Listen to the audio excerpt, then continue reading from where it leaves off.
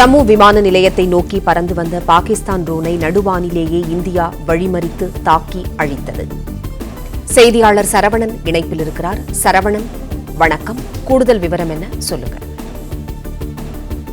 பாகிஸ்தான் இரண்டாவது முறையாக இந்த முயற்சியை மேற்கொண்டிருக்கிறது. இரண்டாவது முறையாகவும் இந்தியாவினுடைய வான் பாதுகாப்பு அமைப்புகளால் அவர்களுடைய முயற்சி முறியடிக்கப்பட்டு அவர்கள் அனுப்பிய அந்த ட்ரோன் அனைத்தும் அழித்தொழிக்கப்பட்டிருக்கிறது.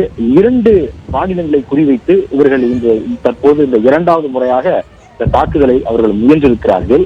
ஏற்கனவே நேற்று இரவு 3 மாநிலங்களை குறிவைத்து இது போன்ற ட்ரோன் தாக்குதலையும் ஏவுகணையை கொண்டு தாக்குதல் நடத்துவதற்கும் அவர்கள் முயன்றதாக இந்திய பாதுகாப்புத்துறை ஏற்கனவே தெரிவித்திருந்தது. ராஜஸ்தான், பஞ்சாப் மற்றும் ஜம்மு காஷ்மீர்ல அவந்திபுரா, ஸ்ரீநகர், ஜம்மு, பத்தான்கோட், அமிர்தசரஸ், கபூர்தலா, ஜலந்தர், லூதியானா, ஆதம்பூர், பட்டிண்டா, சண்டிகர் உள்ளிட்ட பல்வேறு பகுதிகளை குறிவைத்து இந்த ட்ரோன் மூலமாகவும் ஏவுகணைகள் மூலமாகவும் அவர்கள் முதன்முறையாக ஒரு தாக்குதல் முயற்சியை அவர்கள் முயன்றார்கள். ஆனால் நம்மிடம் இருக்கக்கூடிய S-400 என்ற உலகிலேயே சிறந்த வான் பாதுகாப்பு அமைப்புகளில் ஒன்றான இந்த S-4 இந்த வான் பாதுகாப்பு அமைப்பின் மூலமாக அவர்களுடைய முயற்சி முறியடிக்கப்பட்டு அந்த ட்ரோன்கள் எல்லாமே அழிக்கப்பட்டது. இதே போன்று தற்பொழுது அவர்கள் ஜம்மு காஷ்மீர் மற்றும் பத்தன்கோட்டை அவர்கள் குறிவைத்து இந்த ட்ரோன் தாக்குதலை நடத்துவதற்கு முயன்றிருக்கிறார்கள்.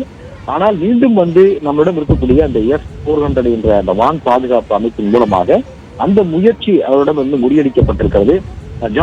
ஜம்மு காஷ்மீர்ல 3 விமான நிலையங்கள், ஸ்ரீநகரில் சர்வதேச விமான நிலையம் இருக்கிறது, ஜம்முல உள்நாட்டு விமான நிலையம் இருக்கிறது, அவந்திபுரா பகுதியில விமானப்படையினுடைய விமான தளம் இருக்கிறது. இவர்கள் ஜம்மு மற்றும் அவந்திபுரா இந்த விமானப்படையினுடைய விமான தளத்தை தாக்குவதற்கு தான் இவர்கள் இந்த ட்ரோனை அனுப்பி இருக்கலாம் என்று கருதப்படுகிறது. இந்த புல்வாமா அருகிலேயே அவந்திபுரா விமானப்படை, புல்வாமாவிலிருந்து ஒரு 5 கிலோமீட்டர் தொலைவில் இந்த அவந்திபுரா விமானப்படையினுடைய விமானத்தளம் இருக்கிறது.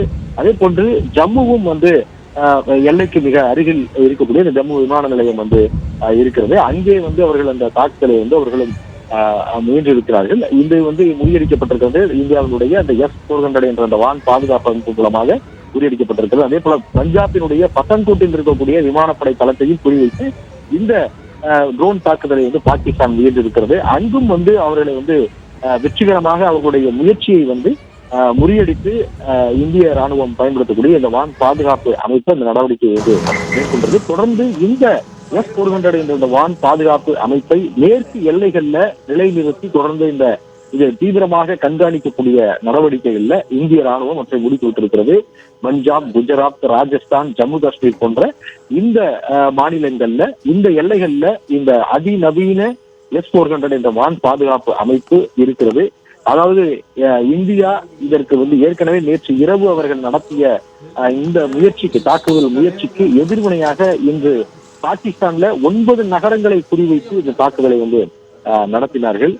9 நகரங்கள்ல இந்த ட்ரோன் மூலமாக இந்த தாக்குதல் நடத்தப்பட்டது. இஸ்ரேலிடம் இருந்து வாங்கப்பட்ட அந்த ட்ரோன் தான் ஹரூப் என்ற அந்த ட்ரோன், சூசைட் ட்ரோன்ஸ் என்று சொல்வார்கள். தற்கொலை படைக்கு ஈடான இந்த ட்ரோன்களை கொண்டு இதில் வெடிபொருட்களை ஒரு 15 கிலோ வரை வெடிபொருட்களை அதிகமாக கொண்டு சென்று அந்த தாக்குதலை நடத்த முடியும் என்று கூறுகிறார்கள் வல்லுநர்கள். அதன்படி இந்த ட்ரோனை இரண்டாவது முறையாக ட்ரோனை பயன்படுத்தும் பொழுது ஹரூப் என்ற இந்த ட்ரோனை இந்தியா பயன்படுத்தி இருந்தது. நேற்றைய தினம் கமிகாசே என்ற ஒரு ட்ரோனை அந்த ட்ரோனையும் அவர் பயன்படுத்தி இந்த ஆபரேஷன் சிந்தூரின் போது இந்த ட்ரோனை பயன்படுத்தி இந்த தாக்குதலை நடத்தியிருந்தார்கள். பயங்கரவாத முகாம்களுக்கு தாக்குதல் நடத்துவதற்கு அந்த ட்ரோன் பயன்படுத்தப்பட்டது.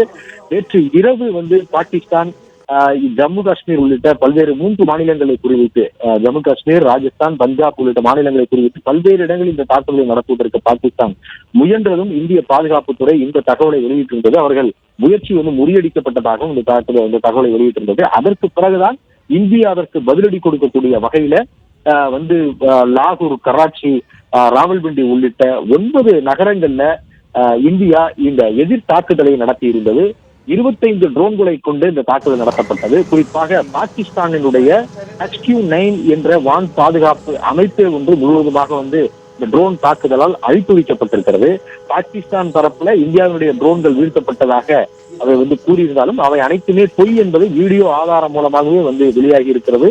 பாகிஸ்தானுடைய இந்த வான் பாதுகாப்பு அமைப்பு இருக்கக்கூடிய அந்த பகுதியிலேயே வந்து அந்த ட்ரோன் அதனுடைய குறிப்பிட்ட இலக்கை சென்றடைந்து அந்த தாக்குதலை இந்தியா நடத்தி இருக்கிறது. அந்த ஹரோப் என்ற இந்த வகையான அந்த ட்ரோன்களை கொண்டு இந்த தாக்குதல் வந்து நடத்தப்பட்டிருக்கிறது. பாகிஸ்தானுடைய 9 நகரங்களிலும் வந்து தாக்குதல் நடத்தப்பட்ட நிலையில பாகிஸ்தான் அதற்கு எதிர்வினை ஆற்ற முடியாமல் வந்து தொடர்ந்து இருந்து வந்த நிலையில தற்போது அவர்கள் மீண்டும் வந்து ஒரு முயற்சியை அவர் மேற்கொண்டிருக்கிறார்கள். ஆனால் மீண்டும் அந்த முயற்சி வந்து இந்திய ராணுவத்தால் நம்முடைய வான் பாதுகாப்பு அமைப்பால் வந்து முறியடிக்கப்பட்டிருக்கிறது. இந்த நிலையில இந்த சூழலில் ஏற்கனவே இந்தியாவில் வந்து 2 நாட்களாக இந்த ஒரு போர் சூழலுக்கான ஒரு பாதுகாப்பு ஒத்திகையை ஒவ்வொரு மாநிலங்களிலும் வந்து சிவில் அமைப்புகள் மூலமாக மேற்கொள்ள வேண்டும் என்ற உத்தரவு, அதற்கான சுற்றறிக்கை பிறப்பிக்கப்பட்டிருந்தது. ஏற்கனவே அதற்கான ஒத்திகை வந்து தொடங்கிவிட்டார்கள்.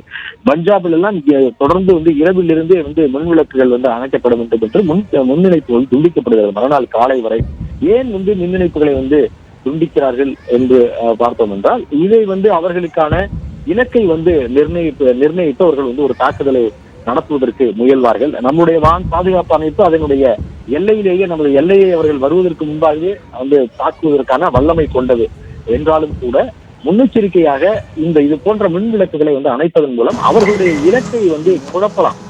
முழுவதுமாக ஒரு இருள் சூழ்ந்த பகுதியாக மாற்றுவதன் மூலம் இரவு நேரத்துல அவர்களுடைய இலக்கை வந்து ஒரு குழப்புவதற்கான ஒரு நடவடிக்கையாகத்தான் இது போன்ற மின் விளக்குகளை முழுவதுமாக அணைப்பது, அதாவது மின் தடையை வந்து ஏற்படுத்துவது. இரவு முழுவதுமாக வந்து பஞ்சாப் குறிப்பாக வந்து லூதியானா உள்ளிட்ட பகுதிகளிலும், அமிர்தசரஸ் உள்ளிட்ட பகுதிகளிலும், பதன்பூர் போன்ற பகுதிகளில் எல்லாமே வந்து முழுவதுமாக வந்து மின் இணைப்பு வந்து துண்டிப்பதற்கான அறிவுறுத்தல் வந்து வழங்கப்பட்டிருக்கிறது. ஜம்முவிலும் வந்து முழுவதுமாக எங்கு பார்த்தாலும் தற்பொழுது வந்து மின்தடையை வந்து ஏற்படுத்தி இருக்கிறார்கள். அங்கு வந்து ஏர் சைரன்கள் வந்து ஒழிக்க விடப்பட்டு மக்கள் வந்து பாதுகாப்பாக இருக்குமாறு உஷார்படுத்தப்படுகிறது. அதாவது ஏர் சைரன்கள் வந்து ஒழிக்கும் போது வானில் இருந்து இது போன்ற குண்டுகளை வைத்தோ அல்லது இது போன்ற ட்ரோன்களை வைத்தோ தாக்குதல் நடத்துவார்கள் என்பதற்கான ஒரு எச்சரிக்கை நடவடிக்கை தான். அதன் மூலமாக இந்த ஏர் சைரன் தற்போது ஒழிக்கப்படுகிறது. இது போன்ற பாகிஸ்தானை ஒட்டி இருக்கக்கூடிய அது போன்ற எல்லையோர மாநிலங்கள்ல ஏற்கனவே அது குறித்த விழிப்புணர்வு பெற்றவர்களாக அந்த மக்கள் இருப்பார்கள். இது போன்ற அவ்வப்போது தாக்குதல் நடக்கக்கூடிய எல்லையோர மாநிலங்கள் என்பதனால ஏர் சைரன் ஒழித்தால் எந்த இடத்தில் அவர்கள் சென்று பதுங்கிக் கொள்ள வேண்டும், எங்கே அவர்கள் வந்து பாதுகாப்பாக இருக்க வேண்டும் என்ற இந்த விழிப்புணர்வு எல்லாம் ஓரளவு அங்கே இருக்கும் என்பதனால மாநிலம் அங்கே வந்து ஜம்மு முழுவதுமாகவே வந்து மின்தடை வந்து ஏற்படுத்தப்பட்டு அங்கே ஏர் சைரன்கள் வந்து ஒழிக்க விடப்பட்டு சிவில் அமைப்புகள் வந்து தீவிரமான நடவடிக்கைகளை இறங்கியிருக்கிறார்கள். முன்னெச்சரிக்கை நடவடிக்கைகள்ல வந்து இறங்கி இருக்கிறார்கள். இந்த தாக்குதலை வந்து எந்த இடத்திலுமே வந்து எந்த விதமான சேதமும் ஏற்படவில்லை என்று தற்பொழுது வரை தெரிவிக்கப்பட்டிருக்கிறது. தொடர்ந்து பாகிஸ்தான் பயன்படுத்தக்கூடிய இந்த ட்ரோன்கள் வந்து நம்முடைய வான் பாதுகாப்பு அமைப்பின் மூலமாக S-400 என்ற இந்த அமைப்பின் மூலமாக தொடர்ந்து தாக்கப்பட்டு அவற்றை வந்து அடித்தடிக்கக்கூடிய நடவடிக்கைகள்ல வந்து ஈடுபட்டிருக்கிறார்கள்.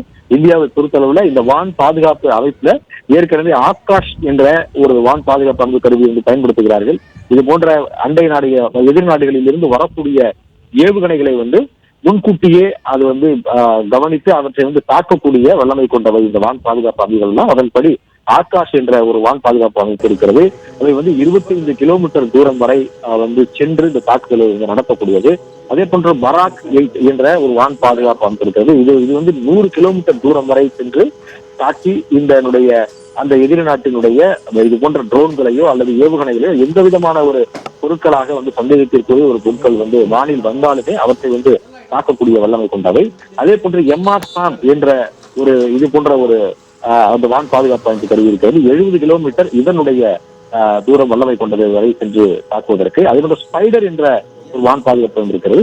15 கிலோமீட்டர் தூரம் வரை சென்று தாக்குதல் நடத்தக்கூடியது. ஆனால் இவற்றையெல்லாம் தாண்டி S-400 என்ற அந்த வான் பாதுகாப்பு அமைப்பு தான் இந்தியாவிற்கு தற்போது இந்த எல்லையோர பகுதியில் ஒரு கவசம் போன்று தற்பொழுது இந்த தாக்குதல்களை தொடர்ந்து 2வது முறையாக வந்து முறியடித்திருக்கிறது நாம் பார்க்கிறோம். 2018ஆம் ஆண்டு ரஷ்யாவிடம் இருந்து இந்த தொழில்நுட்பத்தை இந்த S-400 என்ற இந்த தொழில்நுட்பத்தை வந்து வாங்கியிருக்கிறார்கள். ரஷ்யாவிடம் வந்து ஏன் வாங்கினார்கள்? ரஷ்யாவும் வந்து உக்ரைனுக்கு எதிராக நடத்தப்பட்ட இந்த போரில இவற்றை இந்த S-400 என்ற இந்த தொழில்நுட்பத்தை வந்து இந்த வான் பாதுகாப்பு அமைப்பை பயன்படுத்தி இருக்கிறார்கள். அவர்கள் பல்வேறு வான் பாதுகாப்பு அமைப்பை வந்து பயன்படுத்தி இருந்தாலும் இந்த S-400 என்ற வான் பாதுகாப்பு அமைப்பு தான் அவர்களுக்கு ஒரு 80% வந்து வெற்றிகரமாக அவர்கள் வந்து செயல்படுத்தி இருக்கிறார்கள். உக்ரைன் வந்து தாக்கிய பல்வேறு ஏவுகணைகளையும் இது போன்ற ட்ரோன்களையுமே வந்து முறியடித்து அவற்றை வந்து அழித்திருக்கிறது என்பதனால் உலகம் முழுவதுமே சிறந்து விளங்கக்கூடிய இது போன்ற வான் பாதுகாப்பு அமைப்பு எது என்பதை கவனித்து இந்த வான் பாதுகாப்பு அமைப்பை வந்து இந்தியா வாங்கி அதில் நம்முடைய டிஆர்டிஓ என்று சொல்லக்கூடிய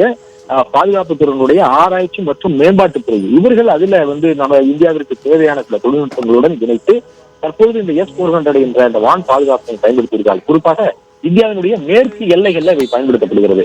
ராஜஸ்தான், பஞ்சாப், குஜராத், ஜம்மு காஷ்மீர் போன்ற இந்த மாநிலங்கள்ல இந்த மேற்கு எல்லைகள்ல பாகிஸ்தானை ஒட்டியிருக்கக்கூடிய இந்த எல்லைகள்ல இந்த வான் பாதுகாப்பு பயன்படுத்தப்படுகிறது. 2018 இந்தியாவிற்கு வாங்கப்பட்டு இவை இன்னும் மேலும் சில வான் பாதுகாப்பு அமைப்பு S-400 சேர்ப்பதற்கு முன்னிருக்கிறார்கள்.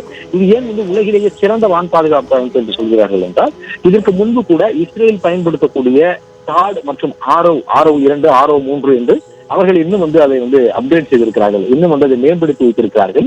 அது போன்ற வான் பாதுகாப்பு நிறைய வைத்திருக்கிறார்கள். இஸ்ரேல் தொடர்ந்து அதை சுற்றி இருக்கக்கூடிய பல்வேறு நாடுகளுடன் தொடர்ந்து ஒரு போர் நடக்கக்கூடிய ஒரு சூழல் இருப்பதனால அவர்களிடம் இது போன்ற தாட், ஆரோ போன்ற பல்வேறு தொழில்நுட்பங்களை கொண்டு இது போன்ற வான் பாதுகாப்பு அமைப்பு இருக்கிறது. இவை சிறந்த வான் பாதுகாப்பு அமைப்பு என்று சொல்லப்பட்டு வந்த நிலையில் தான் சமீபத்தில் ஏமனிலிருந்து நடத்தப்பட்ட தாக்குதலால் அவற்றை முறியடிக்க முடியாமல் போனது. எனவே இந்த S-400 தான் ஒரு சிறந்த வான் பாதுகாப்பு அமைப்பாக பார்க்கிறார்கள். இது உரிய இதை நேரடியாக பார்க்கிறோம். பாகிஸ்தானுக்கு இந்த வான் பாதுகாப்பு அமைப்பு அவர்கள் அவர்களுடைய எதிர்த்தாக்குதலை தொடர்ந்து முறியடித்து வருவதையும் நாம் பார்க்கிறோம். பிளே ஸ்டோர் மற்றும் ஆப் ஸ்டோரில் இருந்து பாலிமர் செயலியை QR கோடு மூலம் பதிவிறக்கம் செய்யுங்கள். செய்திகளை உடனுக்குடன் பெறுங்கள்.